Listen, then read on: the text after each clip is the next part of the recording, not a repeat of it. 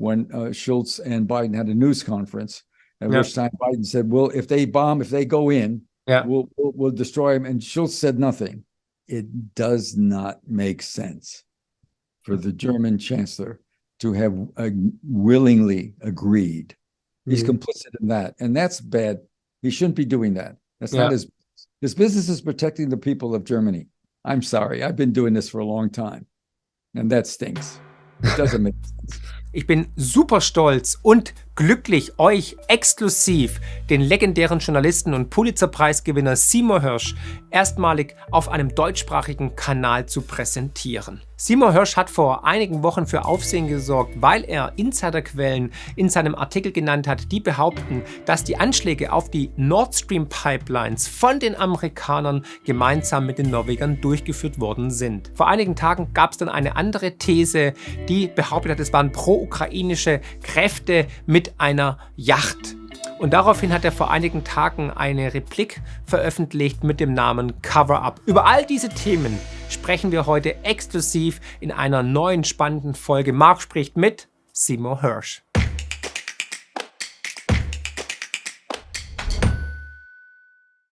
Mr. Hersh, it's an honor having you on my channel. Oh, I'm happy. I like to yak. Perfect. Just a little introduction to our audience. You're very famous, of course, and you just published 2 Substack articles about the Nord Stream sabotage or attack.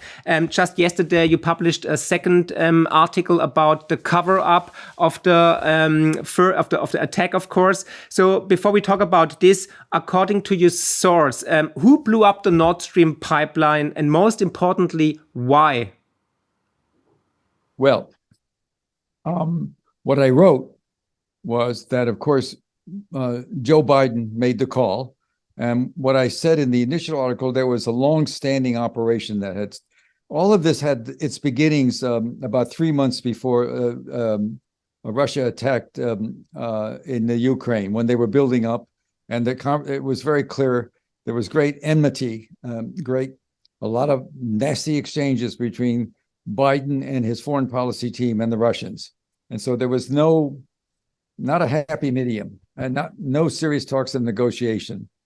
And so the White House, under the national security advisors, a gentleman named Jake Sullivan, convened the meeting before Christmas in 2021. This is we're talking about before the war. And the idea was the White House wanted to call in the usual group of specialists of the CIA and from we have a listening company, the National Security Agency, which our intelligence works closely with your people, as you know, forever, very closely, very good relationship. Yeah. And the National Security Council was involved, the Joint Chiefs of Staff, the Secretary of State, the usual. And they began a series of very secret meetings. And the question being asked, and the language I used the language that actually was asked, which if I'd been in the White House should have convinced them there was somebody who knew something was talking to me. The question was, they asked, we want to do something to convince Putin not to attack. And we want options that are reversible or irreversible. A reversible option would be sanctions, like we did, closing McDonald's and forcing companies out.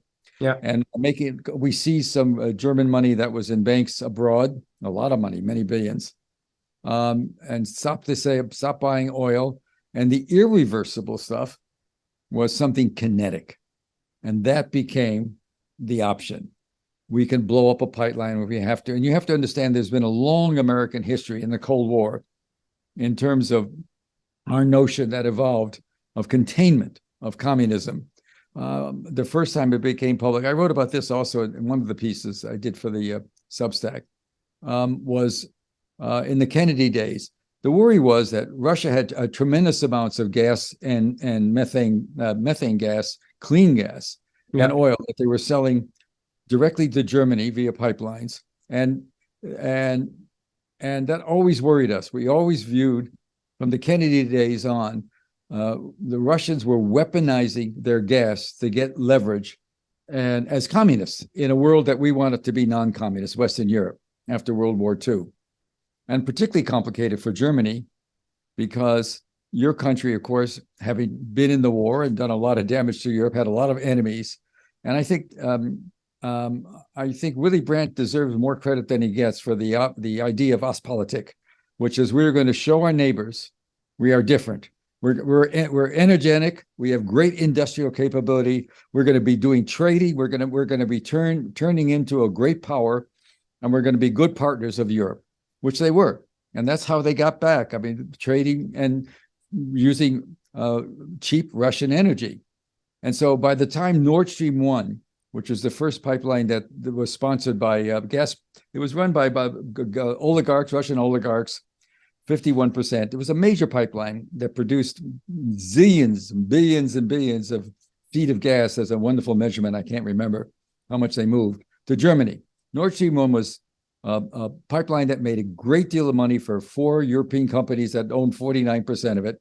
And the rest was owned by oligarchs. A lot of money flowed back to Russia too, of course, from it to Putin's office, not necessarily to him personally, to the treasury.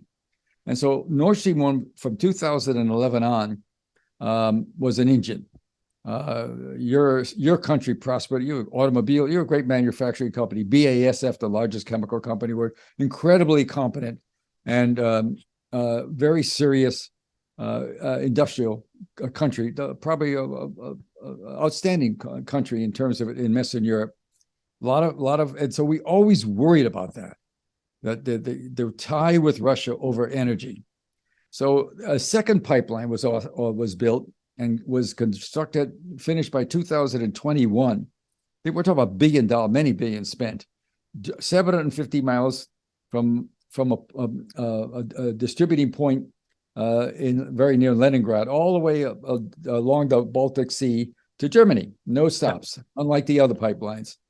And so when that first one came, we were already in a war of words with Putin about Ukraine, about there was going to be a war pretty clearly.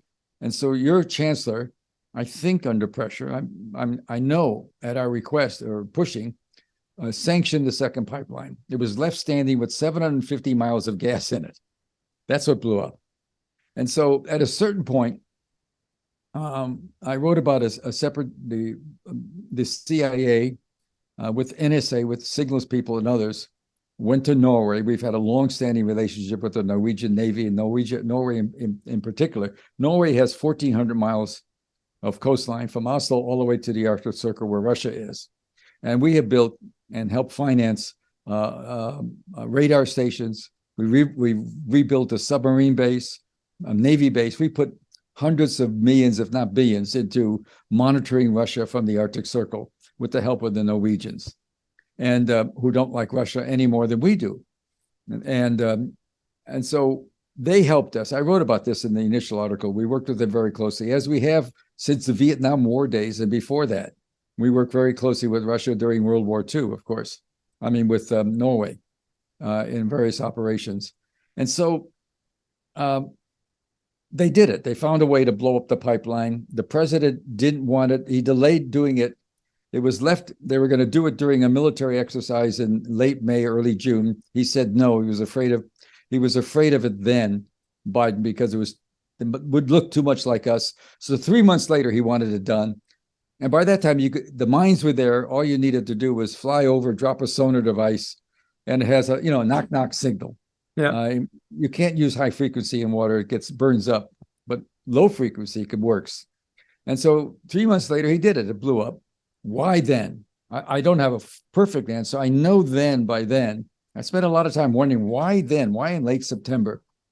Well, one thing is by that time, it was pretty clear there was no going to be a Ukraine victory, as some people thought. In fact, I think the coverage from the West, my old newspaper, I worked for the New York Times for many years, 8 years, wrote 800 stories for them, maybe 5 with a named source, always unnamed, always about CIA. I wasn't a friend of the CIA's. I was writing about their operations against American citizens, operations against Salvador Allende, et cetera, et cetera. I wasn't their friend. And so, I mean, you can't write naming people. You're dead. You know that. Any journalist knows. But that's a big issue when you don't want a story. And so the best guess I could make on that question, by then it was clear there was going to be a stalemate at best in the war. And if you remember, I don't know why people don't pay more attention to this. Putin only put about 120,000 troops into a war against a country with a huge army, 44 million people in it, a major army that had been supported and built up by NATO in the last 10 years anyway. When the Wehrmacht went into Poland in 1939, probably the best army there was in history, there was 1.2 million people. You're not going to do it. So his ambitions were much less in the beginning, according to my friends. And the people I know in the intelligence community here and in other countries have always been very skeptical about the possibility of Ukraine winning. We'll see. At best, you're going to get a stalemate. I think at that point, Joe Biden had bet everything on Ukraine. Renomination, re-election. The public supported it initially. Right now, America has put $120 billion into the war, and the tides are turning politically. The last poll I showed was more than 60% against it. In the beginning, everybody said, let's speed up. We hate Russia. We hate Putin. Let's beat up Putin. But now that the worm is turning, he's got a political problem now. Yeah. Because no question. So he decided he was worried that that Scholz and others in Germany would rather opt to be warm and keep the industry going than put a lot more money into what could be a losing venture. We finally convinced Germany to produce some tanks that are eventually going to go in. We put a lot of pressure on Germany. Your country is not interested in being a major military force now. That's just a fact. And there's a lot of political, there's a constant conversation there. Yeah. And you have your own problems. Immigration, you have tremendous political problems in Germany, obviously. And so I think Joe took the option away from Chancellor Scholz. There's also a reason to think that maybe Chancellor Scholz, I also hear this too, that maybe he agreed in the end. This was going to be always a political nightmare with the Americans. As long as there was a pipeline that the Russians were supplying the gas for, they're always going to have some leverage. I don't know. All I know is at this point, one cannot separate Scholz from the notion of blowing up the pipeline. He may not have known initially, but once it happened and he's playing the game, he's keeping it very quietly. There was this crazy story just the other day, that in America and Germany, that there was some yacht they found that did it. I mean, that didn't go far because it's so patently insane. You can't dive 260 feet off a yacht. And not only that, the only way the government found it is they tracked it, and the yacht that was there to blow up the mine, they tracked it in the area. Obviously had the IFF, AIS signals. And a yacht has to have it if they're going to go into ocean waters. They have to be able to have a call signal, know where they are. So the story even says that the yacht involved that was doing it kept on being signaled, had the signal so they could track it. It makes no sense. But anyway, that's another story. It's not making much traction. So I think we did it to keep him from having an option that we didn't want him to have. In other words, what Joe Biden was telling Western Europe, because a lot of the gas that Germany was getting from the first pipeline was more than they needed it, and they were retailing. We call it the downstream. Germany was able to sell some of the gas that it had, excess gas, to other businesses and companies in Europe. Making profit on it, about which the Russians didn't care. It was that much gas. And so there you are. There's other supplies, but I quoted an expert who's an editor of a gas journal here, a very privately industrial journal, not for newsstands. You have to subscribe, and you have to be a bank or a lawyer or an oil company to get it. And a wonderful woman named Sarah Miller, 30 years as editor, and she was describing to me the economic troubles you're going to have. You're having them already. Yeah. If you don't know how much you had a mild winter, and you were able between September and winter to build up LNG, liquefied natural gas.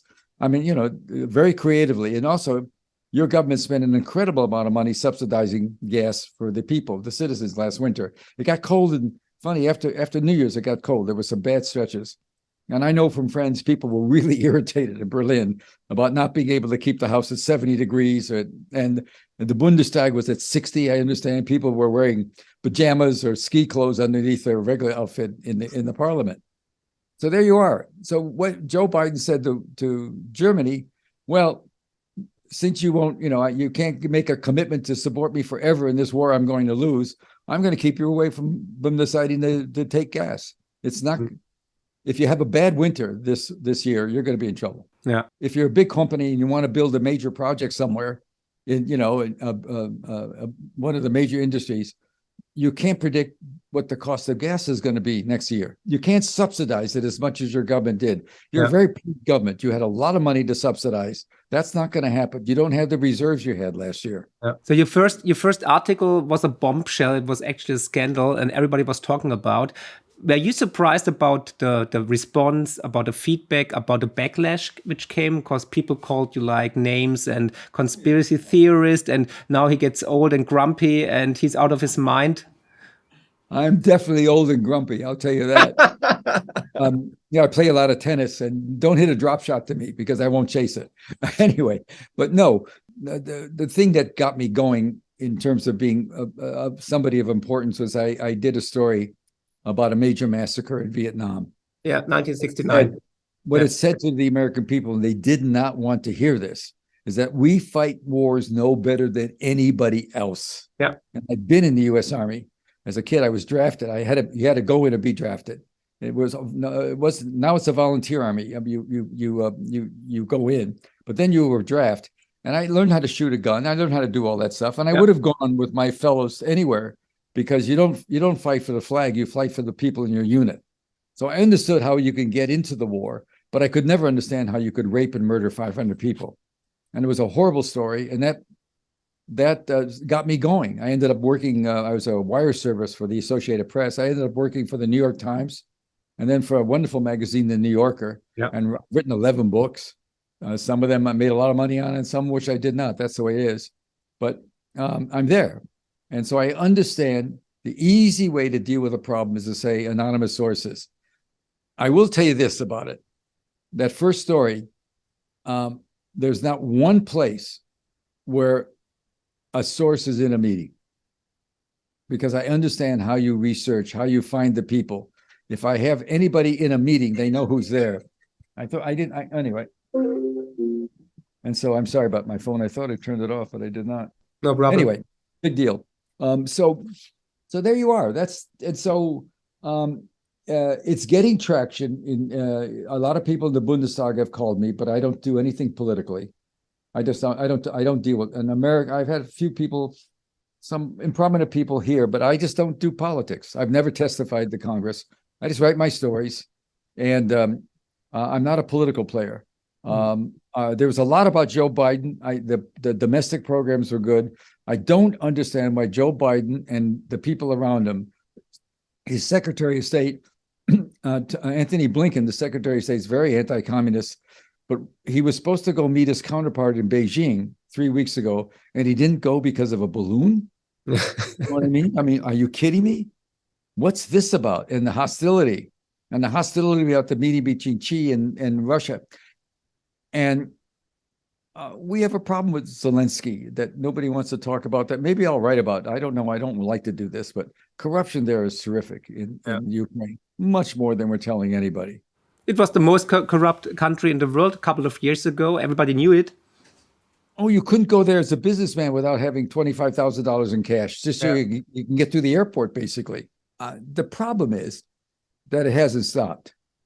A lot of the weapons that we send them don't get to where they're going. And the coverage, since America hates, we found a new person to hate after all the people in the world we've hated. We've now Putin's number one on the list. But I'll tell you something. I've been reading his speeches carefully. Yes, he's a man of magic thinking. The old Germany is very much in his soul. He doesn't want he doesn't want the old socialist republic again. He doesn't want to come. He doesn't want Western Europe. He doesn't want to go to Berlin. He wants Ukraine to be a buffer. And he's willing to have, my understanding is, I think the critical thing for us to understand in America is that the one demand that I don't think he's going to back off on is demilitarization of Ukraine. Yeah. And he can let the government stand. He wants them neutral and neutered. 2 centuries ago, the Russians were like creatures from the outer sea. Ukraine had nobility, had it was a much more progressive and socially elite place than Germany. Now, so the Germans have this image, two images. One of a Ukraine that was always superior to them in terms of they were very royal, they had an upper class, they were very educated. And the other one is as people they want to keep down. They want them to be serfs. If you remember, Stalin in 1930, when there was a famine, took all the grain from Ukraine and 22 million Ukrainians starved to death. I mean, that's just the way it is. Yeah. And he's not going to let go.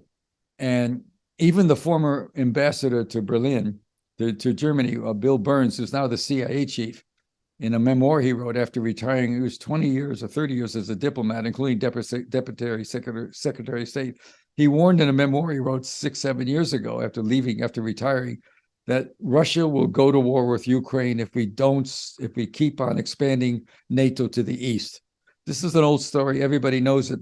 But the guy running the CIA who ran this mission that bombed the shell, that just shows you how the worm turns, they say. It's always where you're sitting. But I didn't give you a chance to ask a question. Ask a question. So were you disappointed that your old colleagues at the New York Times, for example, called you like a conspiracy theorist? Oh, yeah. Oh, yeah. Okay. That happened in the Obama administration. Obama was not Putin, and he was not George Bush and Dick Cheney, choosing to go to war against Iraq because some Saudi Sunni nutcakes blew up 9/11. So the answer was to go to Iraq, a completely irrational decision that probably is worse as we made, period. In the last really an insane decision. So Obama gets in, and there was a love affair. And so I just, when he had when he had bin Laden killed, and he certainly did. He did authorize it, and that's a plus. I mean, that's you might want to have captured him, but everything he did after that was a lie. And the American press loved Obama and loved the stories. There were stories. I know the White House what they would do is they give a telephone number to call in on, and then you call on. And sometimes it was then the head of counterterrorism, a man named Brennan, who later became CIA chief for Obama, and sometimes even the president would give briefings, on the phone. And so it was just they couldn't get enough of it. How wonderful he was, what he did, and it was all not true. Bin Laden was there living. He had chose to escape from us to go to a resort, what I call the Martha's Vineyard of Islamabad. If it's 105 in Islamabad, in Abbottabad, it's in the foothills above Islamabad, it's 95. So he chose to live there in a villa. He was just there living, and nobody knew where he was. And the CIA found out it was a great coup. They did it by interrogations that involved torture. Mm-hmm. That was the key element in the story. Torture produced the names of some couriers that we found. All lies. All lies. We worked with the ISI, the intelligence agencies of Pakistan, who, by the way, are a major force. I understand Pakistan now has 4 reactors going.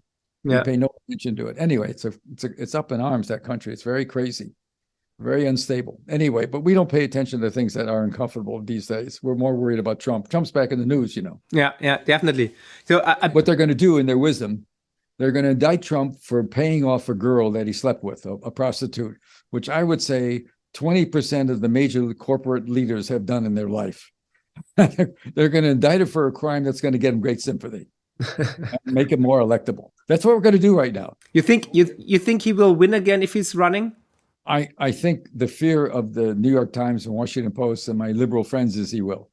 Okay. There's not been one word about my story in the Congress, and the White House has denied the story repeatedly.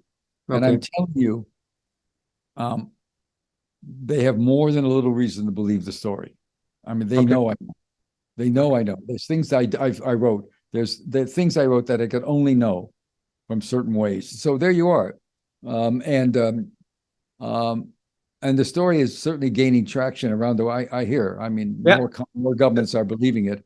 And here in your country, and also people from France, they're paying, there's some places in France, they're paying 5 times as much for electricity because a lot of the turbines are fueled by natural gas. And the French had closed 2 nuclear reactors because they were menaces. They're going to reopen them. they're not going to produce enough fuel to make up enough energy to make up for the loss of the pipeline, but they'll be a help. In Italy, I speak to reporters. They're paying 3 to 4 times as much for natural gas, and it's only going to go up higher. Yeah. It's going to be a real problem for Europe. BASF, your largest chemical company, actually did have some talks in China. They may move some, at least they have stability, enough, a guarantee of enough fuel to run their operations. I think they're okay. The big companies are okay. But you read about large bakers in Berlin, bakers that have 12 ovens going down to 4. The people who blow gas, and that's a big industry in Germany. They have to cut off some of their ovens. Yeah, it's horrible. We have really high prices right now. Inflation is back above 9%, and some businesses even had to close. So let me ask you some critical questions, because you're accusing the New York Times and other publications that they are fed misinformation to disprove your theory. How can you be sure that you are not fed with misinformation? So how reliable is your source, for example? The story they put out, that was put out by the New York Times. Yeah. And then their Zeit picked it up, and they had already been working on the story. And the reporter who wrote the story did say that he'd never had any contact with an intelligence agency. And I certainly, if that's so, I've known him a long time. He used to work for Der Spiegel, and I fixed it. I said, did not work for it, but that doesn't mean the information was clean. Yeah. So you're going to do what the CIA did and the other agencies did, run a major operation to blow up 4 pipelines. And the pipelines are steel. This is Nord Stream 1 and Nord Stream 2. They're 2 pipelines each, and they're protected by a concrete shelter. Obviously, you don't have a pipeline sitting in water that's full of salt, although the Baltic Sea is not nearly as salty as the Atlantic. But it's salty. And, sitting a long time, who knows what can happen. So the concrete, and if you take a photograph of it, it's as tall as a man. And you have to have a charge, that concrete easy to blow up, but the charge that you do has to be directed in such a way it blows through the concrete and takes out the pipeline. And they only got 3 of the 4 pipelines. One didn't go off because it was in the water for months, and we don't know why it failed. But guess what country picked up the pipelines, the first to go there and recover the bomb that hadn't gone off? A country called the United States of America. We were there within a day or 2 and picked it up and took it away, so nobody else could see what kind of evidence there might be with the weapons used. A C4 is a very tricky thing. It's like a chemical plastic and very dangerous. And it was used, and the miners we used were terrific. We had been trained and were probably very good. Well, Norway has great sea people. Your country, you're on the water. You have a very good naval operations, and you have your own skill at that. And so I just know an awful lot more than I've written. And I know in real time that the story about a yacht is completely hoax. They found months or 2 after the operation, and we're talking about the federal police, the DKE, I think they call it. Yeah. And the people in there, I absolutely did not talk to your B&D. They talked to the federal police, who gave him a tip. And one of them is a good reporter. Maybe he got a tip, but they have been working on the same story at the New York Times. So if you're in their Zeit and you're working on a story about a yacht that may have dropped and blown up the pipelines, and the German police are saying they did the work on it, they decided after the incident took place, they would go and look for every ship that could have been near it. And the only problem with that thesis is, of course, any non-commercial ship or yacht that would have been able to do it would not have a directional finder on it, would not have its AIS, its IFF. I mean, in case of an emergency, if you're any yacht over 40 feet can go in the ocean, can cross the Atlantic Ocean, go in the Baltic, but you have to be able to tell where, if you're in a danger, you have to have a device that beams that tells you where you are, so you can rescue people where you are. Yeah. The first problem with that story is that they were looking for vessels that had been there, and they found one. And they don't say how they found it, but the only way you could have found it, it had its beamer on, which is insane.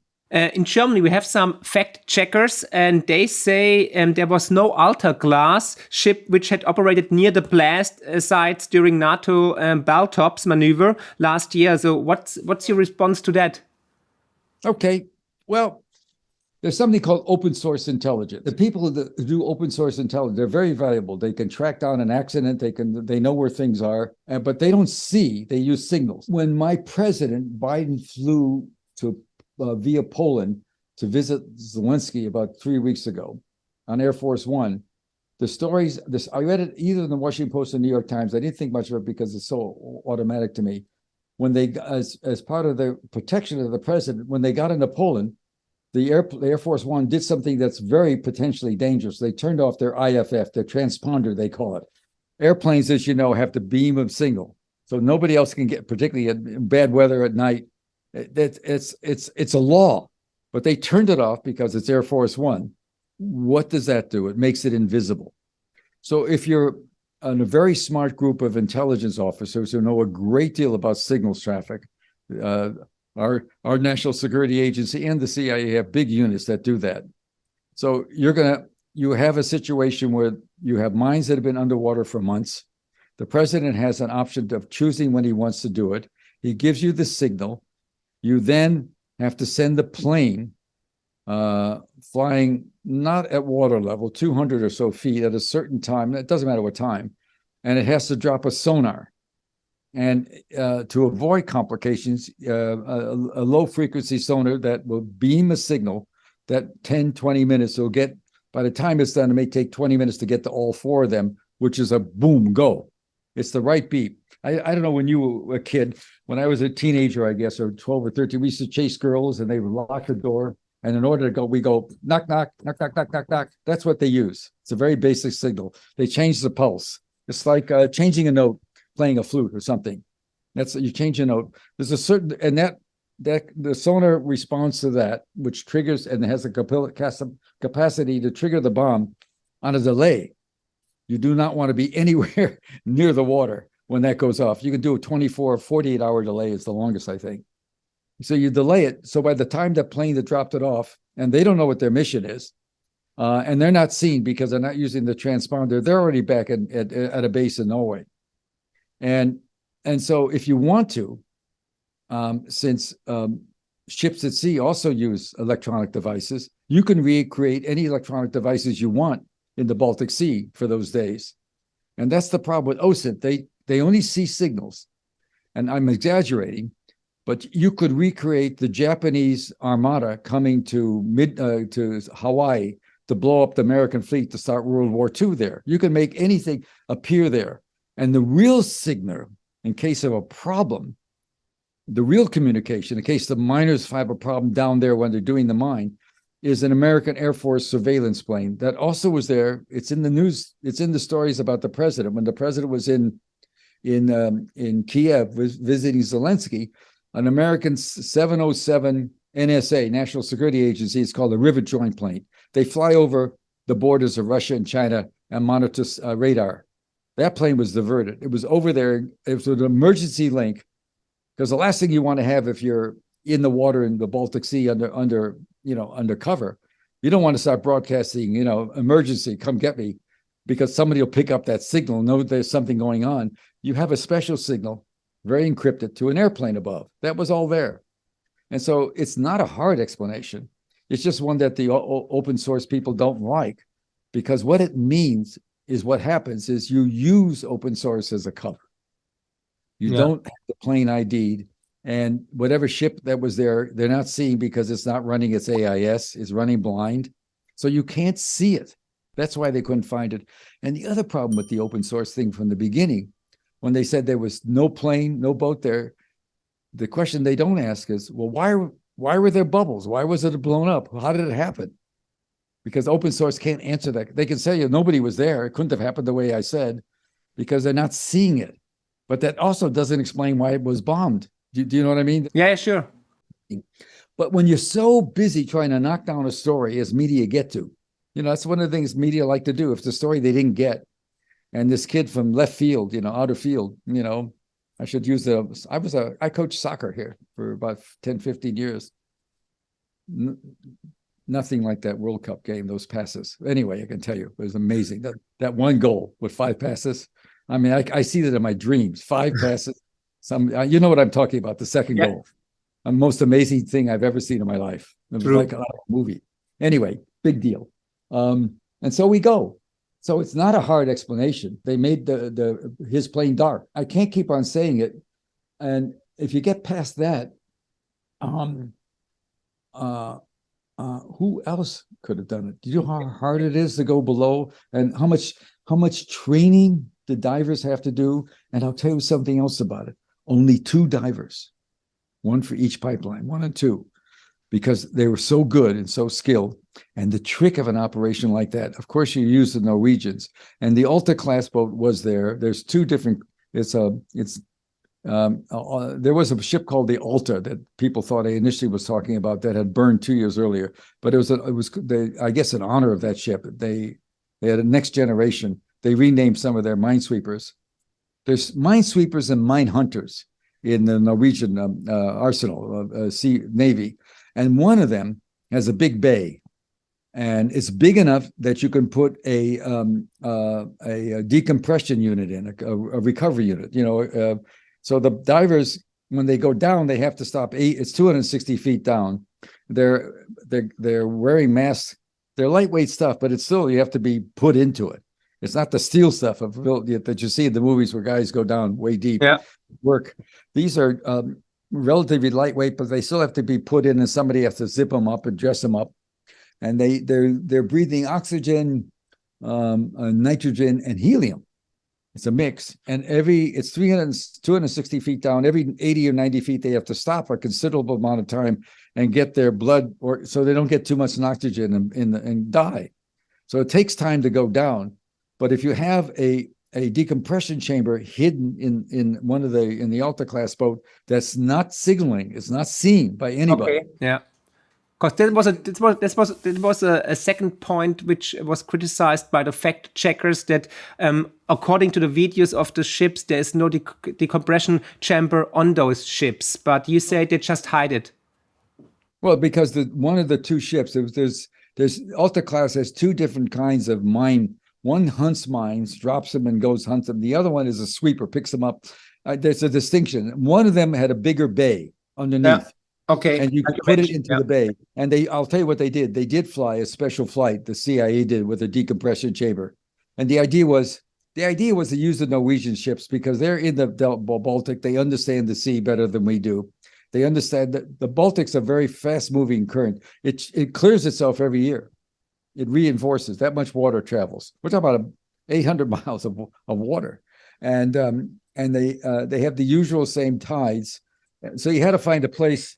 You have to find a place that this is my phone, and I'm not into modern stuff. I don't like Twitter. My children have told me 15 years ago, 20 years ago, you will never tweet and do not Twitter because you will hate what's on it. There's so much crazy stuff. And when I write a good story, there's so much crazy stuff about me on it. So I don't.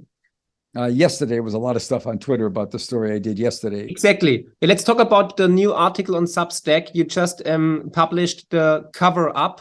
So who did the cover up? What's the story behind it? Because we had, of course, from the New York Times, the German side, we had the article about they found traces of the pro-Ukrainian group who did this all on his little yacht from Rügen out. So what's your theory? Well, they found, but they haven't found any of the people on it. They got 6 people identified, and this is your federal police, and you have to have a cover story in case something goes wrong. And what better story is that there's a yacht? Oh my God! There's a yacht that was the federal police had tracked to. It had been in the area. It was a 1-month rental from a port, and you know how many ports there are, sail ports in the Baltic Sea? I looked it up, over 200. Yeah. But the federal police decided on its own not when it happened. We're going to do a search of all the vessels, of all the sailboats. 109 of those are dedicated to sailboats and rentals. You know, you're renting a yacht. You know what I'm talking about? Pleasure in the trip on the Baltic. And the federal on its own decided they were going to go and search every port until they found something that looked good. And they found this ship, and it hadn't been rented. They found it in late, it was October, and it hadn't been rented. The rental season I ended, and it was just there, and obviously hadn't been cleaned because they found. Guess what they found? They found traces of explosives, some blood, and 2 passports. Yeah. Everybody knows when you go someplace, you leave your passport, whether real or fake. You always leave a fake passport there. I mean, of course you do. So you can give the police some clue to who you might be. I mean, it's not very complicated, not very subtle. And so they found a passport. And so this story was, in all fairness, it was the fellow that the reporter was, I've known a very competent reporter, was for this, I got a tip about it and was working on it for months, I understand, or just had been reporting on it. But the problem was they couldn't find, the harbor master remembered that 6 people rented it, but none of the names worked out. They did from the passports, they tracked it to a place in Poland, and they did all Ukraine, which led to the story about maybe Ukrainians do it. If you read this article I wrote just yesterday in Substack, I quoted an interview. One of the reporters who wrote the story for the New York Times said, well, we started looking at countries, and then we had this great thought. He said, maybe a group in a city did, as if they hadn't been given that thought, but they made it up. And so it was quite silly. In the end, he said, well, we really don't know what's real or not in the story, but they ran it. And then you've been working on the story for a long time. Suddenly the New York Times across the water has the same story. It's like a boat, the same boat, the ship, the same people, this exact same story you've been working on. Yeah. So what you do, because that's what newspapers do, you're competitive. You jam your story online. The magazine comes out on Thursday, you run it on Tuesday. Put it out there because you want to match the New York Times. So you're both in the same position. You've done a story that the reporter even acknowledged in his story that it could be a whole fake story. You know, he didn't know, but he knew he had to be one. They've been working on this story, and it was a great story if true. And the New York Times had it without, it seems to me, saying to yourself, how does the New York Times get the same story the federal police in Washington? I mean, in Germany gave me. There's no reason the federal police in Germany would talk to the New York Times to give them that story too. But when you see it in the same story, 6 people they couldn't find, the same boat, explosives, all that stuff, and all this talk about a Ukrainian group, 2 passports found on a ship. I'm sorry, I've been doing this for a long time, and that stinks. It doesn't make sense. And I think in my wisdom, I probably would have said something, well, maybe we don't want to run into our story right away, because how does the New York Times get the same story we have if we've never talked to anybody, we've not talked to any intelligence agency, and they had not, which I was clear about when I wrote this. I've corrected it. The reporter got in touch with me and I immediately fixed it. Said that he said he had no contact. Well, of course he did. So you said in your new article that it was just a cover-up to get rid of your story about your first article about the Nord Stream attack, and it was a cover-up. It was designed to mislead people. Yeah. It was designed. It had no end. They didn't find a name for anybody. The alleged 2 divers, and I will tell you, I talked to a friend of mine that knows a lot about diving. Diving off a yacht with heavy equipment down 260 feet it's almost you can't even do scuba diving. It'd be hard. You have to be low into the water. I mean, a yacht's high up. Diving, unless they could put a skiff down, but that wasn't mentioned. Diving, it's in a lot of water, and even with scuba gear, it'd be difficult. But certainly with wearing a heavy uniform, it was a great cover story because it kept everybody in business. Did the German government contact you anyhow? No. So you imply that perhaps the German government and our chancellor was involved in this whole thing? No. I say no. What I say, it's once he's there at a meeting, I was told they discussed pipeline stuff in the meeting. I have no more information than that. Okay. And I do go back. Mr. Biden knows what I can do. I mean, there was a time he wanted me to do something for him, but he knows I have competence. I mean, he was in the government. He was from 72. He was in the Senate, and I've been there, and he knows what I can do. and so does Mr. Blinken. They don't like everything I do. Yeah, I guess so. And so they had I'm told by somebody who's a great, not a different person, that there was conversation about the pipeline. All I know is that I was absolutely willing to believe when, there was a famous meeting a month of 3 weeks before the war began, when Schultz and Biden had a news conference, at which time Biden said, well, if they go in, we'll destroy them. And Schultz said nothing, although it would have been very easy for him to say, I fully support the American president, but I really, of course, hope we don't have to do anything as drastic as taking off our means of being warm and rich. We don't want you to take away my means. But he didn't say anything. So I had no idea. At that time, I was asked, did he know? I don't know. The German government has done nothing to tell the truth. They've had their military, their national police be involved in what is absolutely a cover story. There's no way the national police decided they're going to go to every port and look for a ship. I mean, why would you? That's so crazy. Look for a yacht. I mean, you could, and so at this point, he's certainly complicit in the notion of trying to keep the secret of who did what. He's complicit in that, and that's bad. He shouldn't be doing that. That's not his business is protecting the people of Germany. Mr. Hersh, I talked to the former president of the BND, so it's the National Security Service, and he said there's no way that the Americans did it. It has to be the Russians or somebody else. So perhaps a false flag action. What's your take on this? Are you talking about Mr. Hanning? No, it's Gerhard Schindler, the former president of the BND.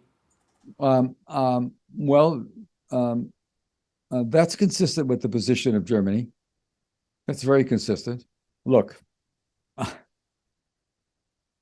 it does not make sense for the German chancellor to have willingly agreed to having his job is protecting. It would be a scandal. It would be a scandal, of course. But I'm not saying he was witting at any time before, but since this happened, the German government has done nothing to indicate they're seriously interested in naming who did it.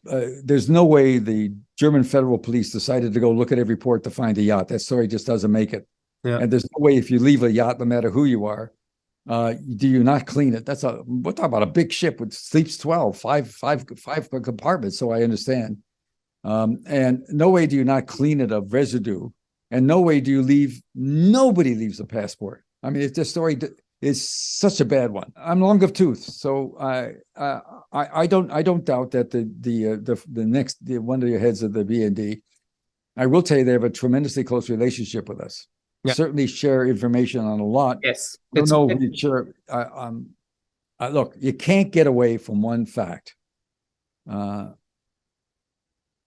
story that Zeit did, the same story was in an American newspaper and we now know from the interviews that the fellow did, the sort of moronic interview that he did on a podcast. And when I worked for the New York Times, in the New York Times, the way it works now in Washington, the report every day, the Times or every week, they keep a compendium what reporters get on TV to talk about. When I was a reporter there in the 70s on the Vietnam War, I was hired to do the Vietnam War, and I did a lot of critical stuff on the CIA, on Watergate, on corporate crime and stuff like that. I had fun there. I had a great time. Nobody bothered me.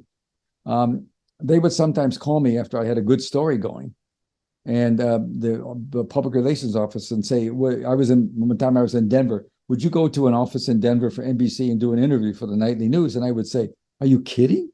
Tell them it'll be in the paper tomorrow morning. They can read it tomorrow. It's not the way the world is now.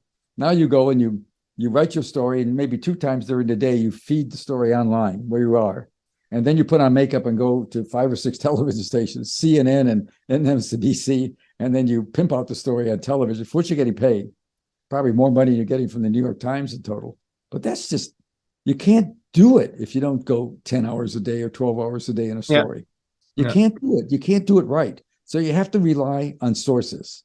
And since the sources you only have come from the White House on this, or for the State Department, you're stuck dealing with the people who are selling you a story. And what about your source? Did you meet your source in person, or do you know how it is? And is it a reliable source?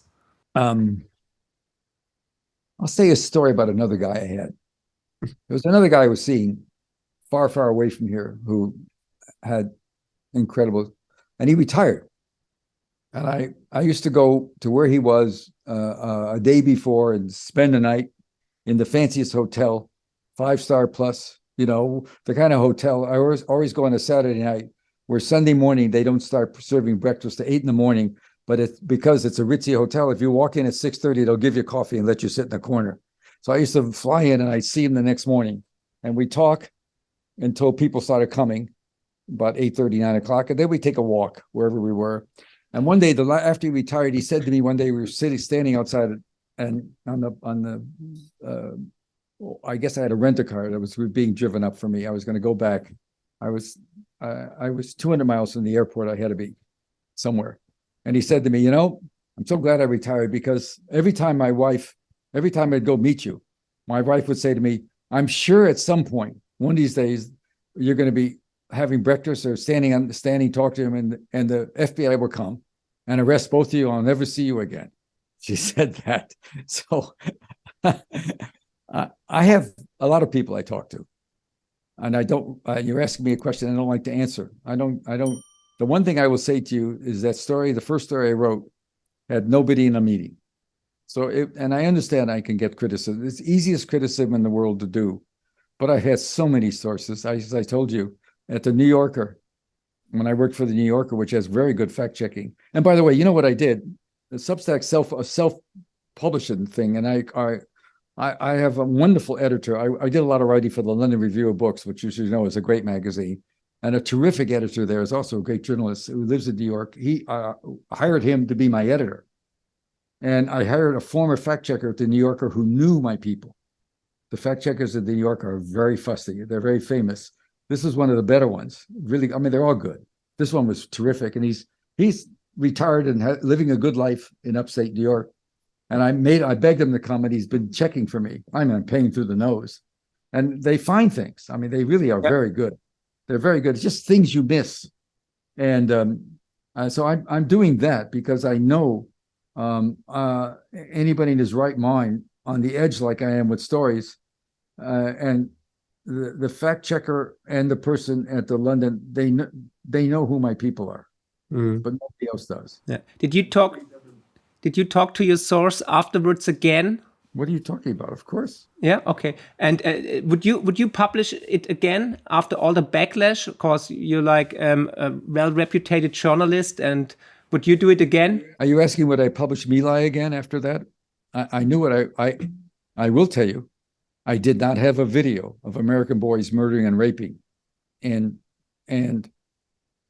brutal and physically mutilating, mostly women. I didn't know the whole story. I've still anybody who got into the Vietnam War as much as I did, we can't. It's still my driving force. I'm still working. I'm still trying to find out some truth about the origin of the war, the containment, Americans' notion of why we did this to contain what? China, communism. It's all very fascinating stuff. So I'm still doing that. That's what I was doing during the COVID. I was going to do a documentary. I've done some stuff on television, stuff like that. I don't like it as much. I mean, I like doing, but of course,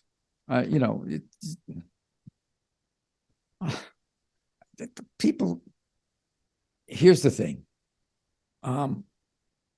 There are people in the community, in the military, in the intelligence service, in the State Department. They take an oath of office.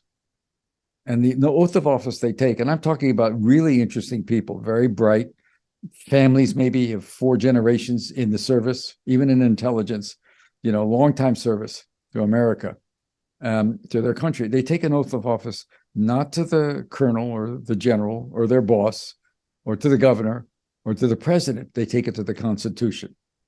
And those are the people, believe it or not, that find me. I don't find them. They find me because I'm not afraid. And because I do have ways of checking things. And so that's what it is. I would absolutely write the story again because my government is lying. And I tell you, the founders of our father, Madison, these, I don't know, people in Europe read the initial papers of, they read Hamilton now because of that wonderful play. But Hamilton was a genius. They were geniuses, the people that decided we're going to have a constitution. Yeah. And one of the conversations they had at one point, all arguing about themselves, the idea of having a Congress that's separate and a judiciary that's separate and an executive, and they all three have power. That's sort of the way it is even in your country. But that's a modern. But that was a very fascinating idea. Of course, it's not so straight now. The executive has more power, and so does the court. Congress is a joke, but the idea is, they said lying by a president is an impeachable offense. Presidents should not lie. We all lie about things. We lie about, the joke is the fish. I play golf. We lie about, we didn't hit 2 balls. Bill Clinton used to say he shot good scores because everybody who played with him, he kept on hitting the balls until he got one the way he wanted. If you ever play golf, the shot you screw up, the next shot you hit is always awesome, perfect. So it's often, you can't change him, but you're tempted to anyway. And so he's telling a lie to the American people, and it's a very important. And he's stuck with it, because he can't admit the lie, and nobody's going to pressure him to, because that's the way the media is today. They're terrified of another Trump. So the New York Times and the liberal New York Times and the liberal Washington Post, more or less, are not going to touch my story ever. And his social programs are great. I just think his foreign policy is madness. Yeah, and it'll lead us into a disaster with China. And what's China done? China's gone to Shia Iran, implacable enemy of us, and cut a deal with Sunni Saudi Arabia. China buys about 20-25% of its oil, of the Saudi oil. It's going to start paying in yen, not dollars. Yeah. And what does Iran do? All of a sudden, the Houthis in Yemen, who are fighting a war, stop. So you get a settlement in Yemen. You get Iran being tucked under the coverage of Saudi Arabia, which makes it much harder for Israel, which has gone nuts. And my president's not saying much about that now. I mean, that is really crazy what's going on there. You have a man that's doing all of this damage so he doesn't go to jail. I mean, it's just quite insane. And we don't deal with it in America. And so it's a whole new world. It's a paradigm shift, definitely. We see the end of Pax Americana, I guess. Hooray! Hooray! What did we do? Yeah. What did we do in Afghanistan? What did we do in Iraq? Right. Yeah. I mean, who are we to claim some sort of, blessed, rules ordered? That's what the Secretary of State said. Well, you got me going.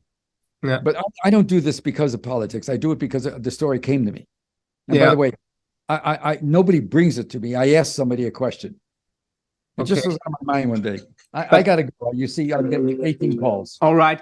Mr. Hersh. I don't open up my phone unless I throw it against the wall, and I've done that enough, so it's half broken anyway. I'm a Luddite. You know what a Luddite was? The Luddite in the ancient days? No. When they began to get machinery, the wheel and all that, the Luddites were the one who were in Europe, were against any progress. Last question. Did other whistleblowers contact you after your article, and are you working on something else? Can we expect another bombshell? No, I have a bunch of stories I can write. All right. We're looking forward, and I hope to talk to you again. Thank you very much for your work. A lot of respect, and thanks for your time. And thank you. I don't know. You get me going. That's great. Yeah, but it's not hard to get me going. This is what I do for a living. Thank you. I'm honored. I'm sure it's somebody that's got a crew outside my house. It's crazy things happen. What I get is people knock on my door.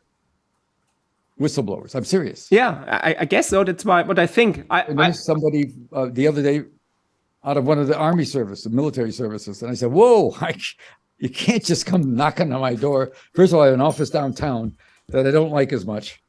I'm working at home now, and I like it much more. My children are grown. I've got a big old house. I got a nice room.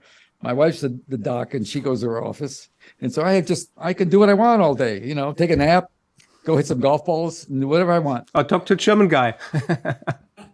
Hope to talk to you soon again, Mr. Hersh. It was a pleasure. Thank you very much. Take care. Take care. Thank you. Bye.